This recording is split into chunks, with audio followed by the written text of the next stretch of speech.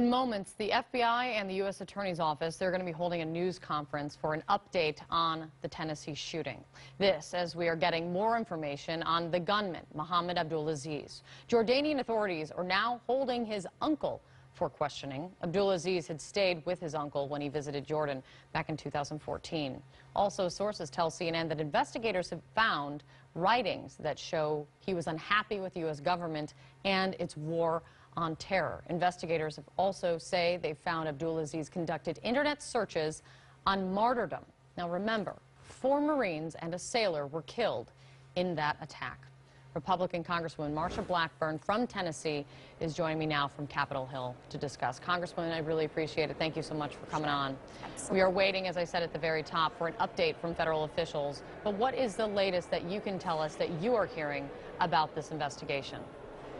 What we are hearing is that there was a process of radicalization online and through the visits to Jordan that probably was taking place. We are hearing about the unhappiness in the writings. We also know that as he had lost jobs and then found new employment, he came to my home county, Williamson County, and worked with a company there. And while there, it is being reported that he found a room on Craigslist.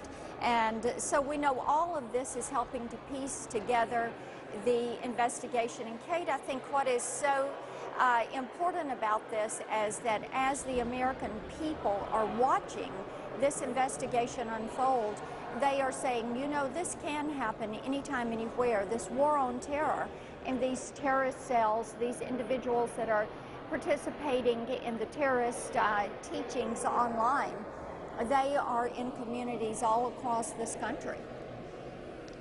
And also, as you mentioned, Congresswoman, the things that are turning up, they're all pointing to a possible motive of terrorism. That's right. And you talk about a process of radicalization. You hear more than a lot of folks do, especially in terms of what's going on the ground in Tennessee. Right. Do you think, are you very confident, what do you think the motive, if there is one clear motive yet, behind this horrible attack? Well, we need to allow the FBI and law enforcement to make that determination.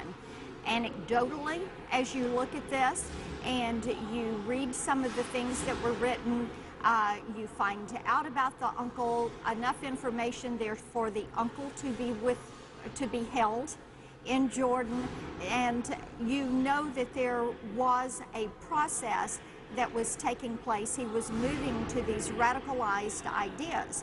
This is all part of the goal of terrorist organizations. They want to uproot our way of life. They want to turn it upside down. They want individuals here to go attack the iconic symbols of our life and of our society. They are encouraging of these attacks on military, whether they're on U.S. soil, or look at the story of the 24-year-old being held in the UK who was wanting to carry out that attack. So what you see is this pattern and the similarities within that pattern. With women, I will tell you, Kate, the #1 issue that comes up is national security.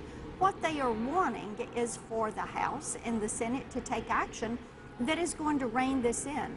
Whether it is dealing with these violent radical Islamists or dealing with the issues of illegal immigration, dealing with those things that affect the security in our communities, at our schools, at our public gathering places.